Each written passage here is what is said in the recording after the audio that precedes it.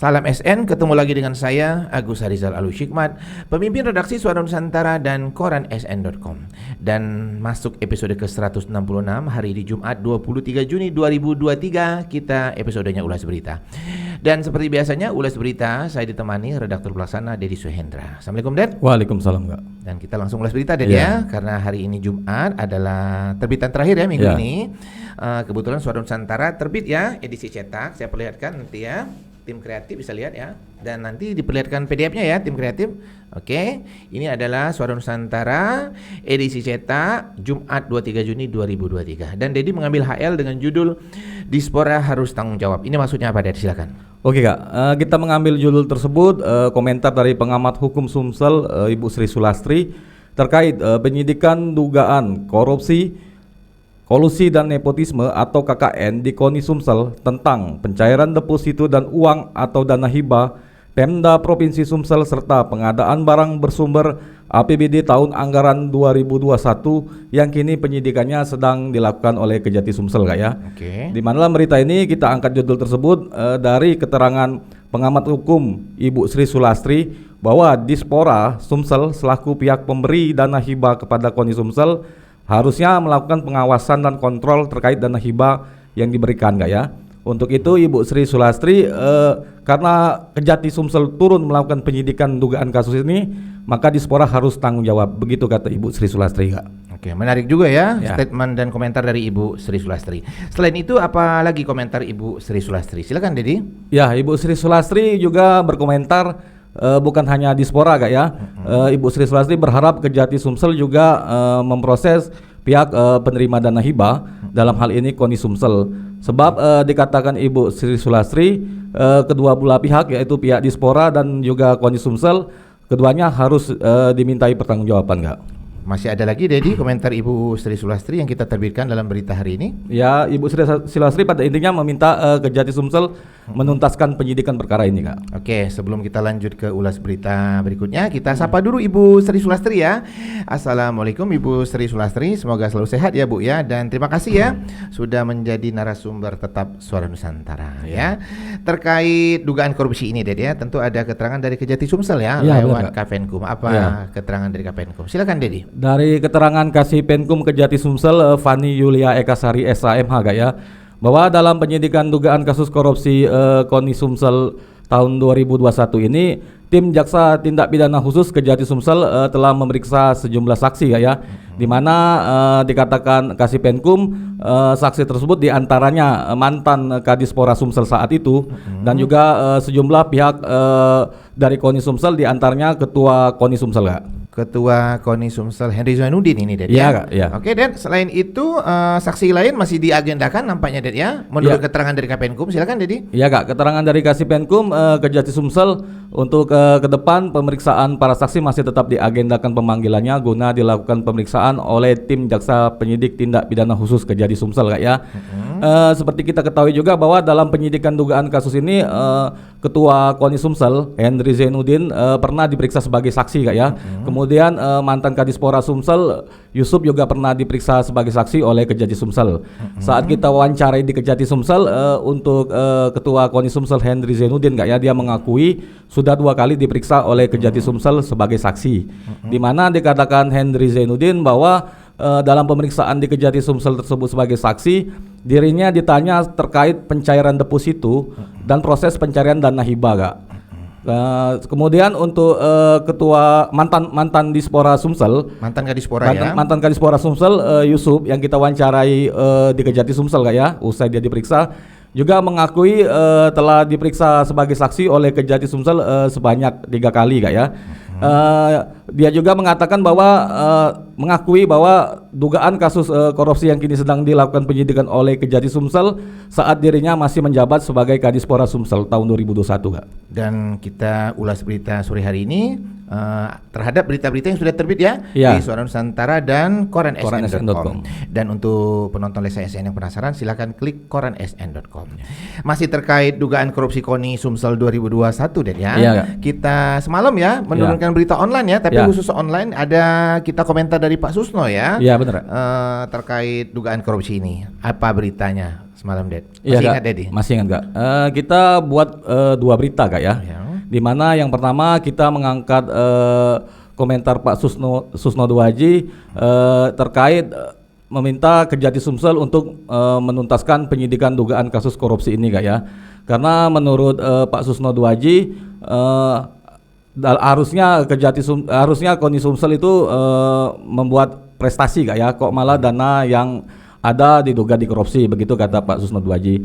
Kemudian untuk berita yang kedua, Pak Susno Duaji mengapresiasi Kejati Sumsel yang melakukan penyidikan dugaan kasus KONI Sumsel tahun 2021 ini, Kak. Oke, untuk 2 berita yang Dedi ceritakan tadi khusus terbit di online, Ded ya? Iya, Kak. Karena space dari Suara Nusantara edisi cetak terbatas ya. Jadi untuk penonton Lesa SN silakan klik koransn.com. Oke, Ded, kita sapa dulu ya penonton Lesa SN. Assalamualaikum para penonton Lesa SN. Terima kasih sudah menonton tayangan-tayangan dari YouTube Lesa SN. Teruslah memberikan komentar-komentar positif agar kami juga dapat memberikan tayangan-tayangan yang berkualitas ya. Oke, lanjut ulas berita lagi, Ded. Kayaknya ini berita penyidikan dugaan korupsi akuisisi saham PTBA dikembangkan ya. Dan beritanya sudah diterbitkan di Suara Nusantara edisi cetak hari ini, Ded ya. Silakan Dedi cerita. Ya, Kak, judul itu kita angkat dari keterangan Kasipenkum Kejati Sumsel Fani Yulia Ekasari SMH, Kak ya. Di mana terkait sebelumnya 3 tersangka sudah ditetapkan oleh Kejati Sumsel pada Rabu malam tanggal 21 Juni 2023. Di mana dari 3 tersangka yang ditetapkan tersebut dikatakan Kasipenkum Kejati Sumsel Fani Yulia Ekasari, 2 tersangka dilakukan penahanan di Rutan Pak Ju Palembang, Kak ya. Sedangkan untuk 1 tersangka dugaan korupsi akuisisi saham PTBA pada hari Rabu tersebut tidak menghadiri panggilan Kejati Sumsel namun ditetapkan sebagai tersangka. Oleh karena itu menurut Kasipenkum Kejati Sumsel Fani Yulia Ekasari, perkara ini masih dilakukan pengembangan penyidikan oleh tim Jaksa Tindak Pidana Khusus Kejati Sumsel untuk mengungkap tersangka baru terkait pihak-pihak yang dapat dimintai pertanggungjawaban hukum dalam perkara tersebut, Kak. Oke, untuk anak beritanya sudah dijelaskan ya. Kejati Sumsel segera panggil tersangka yang belum ditahan. Oke, deh kita bergeser ke berita yang lebih soft ya.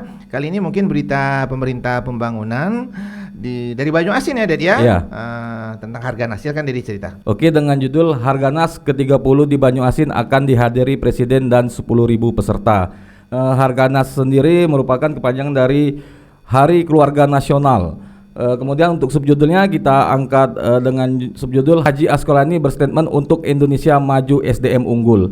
Berita ini kita angkat dari kegiatan Bupati Banyuasin Haji Asqolani sedang saat melakukan rapat persiapan terkait pelaksanaan peringatan Harganas ke-30 yang akan dilaksanakan di Kabupaten Banyuasin pada 6 Juli 2023 mendatang, Kak. Oke, kita sapa Bupati Banyuasin ya, Bapak Asqolani. Assalamualaikum Pak Bupati. Semoga selalu sehat dan lancar ya dalam melaksanakan aktivitasnya dan semoga Harganas ke-30 di Banyuasin nanti akan berjalan lancar ya, dan sukses ya. Oke, bergeser ke berita pemerintah dan pembangunan lainnya, Ded ya. Berita yang di posisi kanan atas. Nampaknya giat dari anggota DPRD Banyuasin ya. Silakan Dedi baca. Ya, ini kita angkat judul M Nasir silaturahmi dengan masyarakat Sukajadi Timur, Kak ya. Di mana dalam berita ini M Nasir selaku anggota Komisi 4 DPRD Kabupaten Banyuasin dari fraksi Partai Golkar melakukan silaturahmi dengan masyarakat Sukajadi Timur Banyuasin dalam rangka mensosialisasikan tugas dari anggota DPRD Banyuasin gitu, Kak. Oke ya, kemudian untuk Suara Nusantara edisi cetak hari ini kita mengambil foto master kegiatan apa nih, Ded? Ya, ini kegiatan terkait kunjungan Menko Marves Luhut Binsar Panjaitan dengan Menhub Budi Karya Sumadi saat meninjau uji coba kereta cepat di stasiun Tagalur Bandung ini, Kak. Oke ya, dan kita ulangi lagi bahwa berita yang sudah terbit di Suara Nusantara cetak juga terbit di koransn.com. Jadi untuk yang penasaran silakan klik koransn.com. Oke, Ded, kita bergerak ke halaman 12 ya. Ini berita kegiatan pembangunan juga, Ded ya. Kak. Mungkin Dedi bisa bacakan judulnya dan menceritakan sedikit mulai dari bagian atas. Silakan Dedi. Iya, Kak. Untuk halaman 12 ini berita di atas dengan judul Bupati dan Wabub Oki lepas pemberangkatan 388 JCH dengan subjudul Bupati Oki berstatement pelihara wudhu, Wabub berstatement jaga kesehatan. Berita ini terkait Bupati Oki Haji Iskandar SE melakukan pelepasan calon jamaah haji asal Oki sebanyak 388 jamaah, di mana tampak di berita dilengkapi dengan foto Bupati Oki Haji Iskandar SE saat sedang berbincang hangat dengan para jamaah calon haji asal Kabupaten Oki ini, Kak. Oke, ke berita di bawahnya, silakan Dedi. Oke, untuk selanjutnya dengan judul Suguhkan Produk Unggulan Jadikan Pagar Alam Kota Pariwisata. Berita ini terkait pembukaan Basema Expo dalam rangka peringatan HUT Kota Pagar Alam yang ke-22 tahun nih, Kak. Oke ya, berita ini dilengkapi dengan foto dan foto bersama gubernur dengan wali kota, unsur-unsur pejabat pemerintahan di Kota Pagar Alam ya. Dan berita ini dibuat oleh wartawan kita Pagar Alam ya, Asnadi ya. Oke, langsung ke halaman 2 kita, Ded ya. Iya, Kak. Politik dan pemerintahan.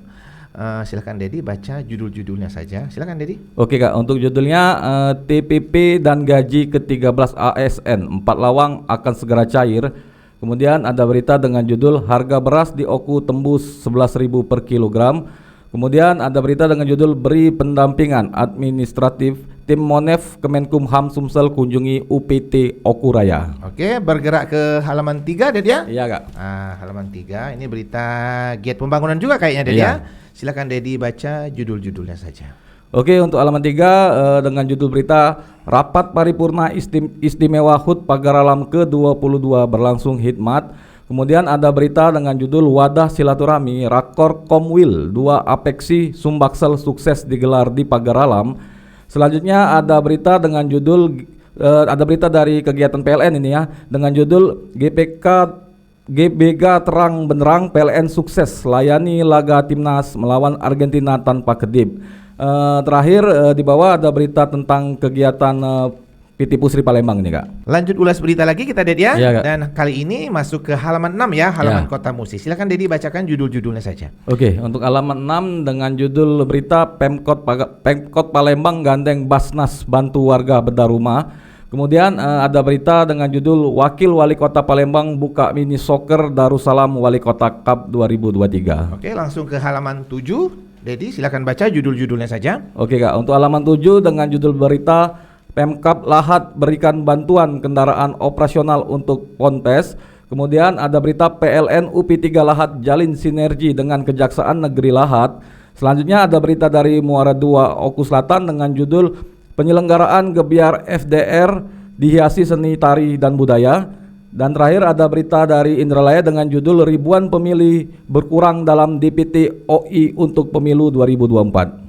Oke, langsung ke halaman berikutnya. Kali ini halaman 8 Den ya. Iya, Kak. Dan berikutnya halaman 9. Kita mulai dari halaman 8 dulu Den ya. Iya. Silakan Dedi baca judul-judulnya saja. Oke, untuk halaman 8 dengan judul berita Esi Pali optimis bisa meraih juara di Piala Wali Kota Lubuk Linggau. Kemudian ada berita dari Pali dengan judul tidak memberikan nafkah terhadap istri bisa dipidana, ancamannya bisa 3 tahun. Lalu ada berita dengan judul tim nilai kebersihan Polsek di Pagar Alam. Selanjutnya berita dengan judul Pagar Alam Kota Tujuan Wisata akan perbanyak event undang wisatawan. Oke, halaman 9 dengan judul Dinas PMD Oki dorong Kades dan perangkat desa dijamin JKN. Kemudian ada berita dari Sekayu Muba dengan judul siap kolaborasi pengelolaan sumur minyak masyarakat. Sedangkan satu berita lagi dengan judul pelaku usaha di Muara Inim ikuti BIMTEK perizinan berbasis risiko. Oke, selanjutnya Dedi langsung buka halaman 10 ya. Iya, Kak. Dedi bacakan saja judul beritanya dan ceritakan sedikit ya apa dalam berita itu. Silakan Dedi. Oke, untuk halaman 10 dengan judul berita Haji Askolani buka festival gerak seni dan panen karya sekolah penggerak angkatan 2 dengan subjudul wujudkan Banyu Asin cerdas. Berita ini terkait kegiatan Bupati Banyu Asin Haji Askolani saat membuka festival gerak seni dan panen karya sekolah penggerak angkatan 2 di Gedung Geraha Sedulang Studung di Pemkab Banyu Asin. Tampak di dalam berita dilengkapi dengan foto-foto kegiatan Bupati Banyu Asin saat melakukan pembukaan festival tersebut dan saat sedang disambut ketika tiba di lokasi acara nih, Kak. Oke, Det, tampaknya kita udah di ujung ulas berita, Det, ya. Iya, Kak. Dan kita berharap tayangan ulas berita kita hari ini dapat memberikan pencerahan untuk penonton Lensa SN. Dan biasanya juga di ujung ulas berita kita ada quotes, Det, ya. Iya. Dan quotes kita hari ini adalah masa depanmu dibentuk dari yang kau kerjakan hari ini. Jangan lupa untuk like, comment, share, dan subscribe kanal YouTube Lensa SN agar informasi menarik dari kanal YouTube ini tetap tersebar merata di bumi Sumatera Selatan. Demikian dari saya. Wassalamualaikum warahmatullahi wabarakatuh.